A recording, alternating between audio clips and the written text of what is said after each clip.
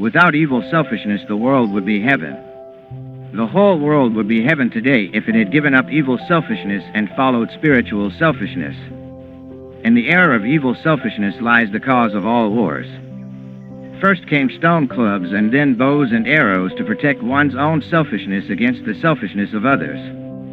Then guns were invented, then machine guns, and now bombs and poisonous gases, all to protect the selfishness of one group of people against the selfishness of another group.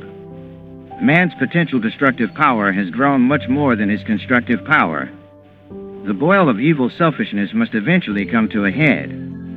But more bodies will have to be broken before man comes to the realization that national selfishness is just as evil as personal selfishness. A nation is built of small communities, and they are built of individuals. The right ideals must begin with the individuals, and you must begin with yourself. See what happened because of evil selfishness, wars in Spain and China, and the Depression. This country, America, first had national selfishness in which for years she enjoyed prosperity. Similarly, India in her golden age was extremely prosperous. But the karmic consequences of selfishness and pride, resulting in the misuse of the caste system, caused India to lose her freedom. America must not abuse her freedom nor forget her spiritual ideals of equality, or she could suffer a similar karmic fate. Prejudice based on race and skin color is one of the worst forms of selfishness. Climatic conditions will change, so that in the distant future much of the Western populace could well become dark-skinned, and those of the East become the white race. The boundaries and governments of the world are everlastingly subject to change. This country, for example, belonged to the native Indians before you claimed it, and in the ages to come, many others will yet hold title to it. Great Britain was once ruled by Rome. Genghis Khan conquered most of Asia, but where is he now? This is the paradox of the earthly drama. It is God's creation, and we own nothing in it. What a great error it is to propagate misery through the evil selfishness of a false sense of possessiveness.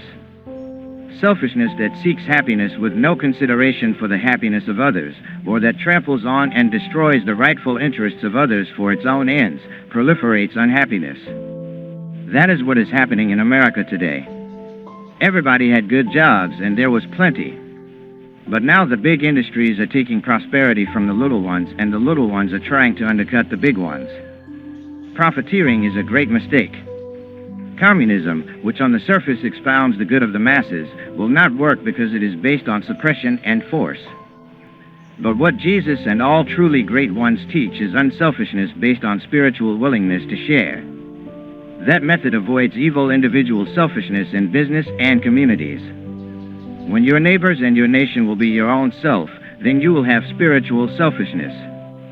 If you look only to the welfare of the hands and feet and do not look after your head, your brain will not work to guide your motor skills. You must harmonize the working of the entire body. Similarly, the brains, executives of the nations must work harmoniously with the hands and feet, labor. When they are divided in their interests, there is bound to be disorder and suffering. You do not want labor to take control, for then you will have communism, and you do not want the capitalists to have sole rule, for then you will have dictatorship.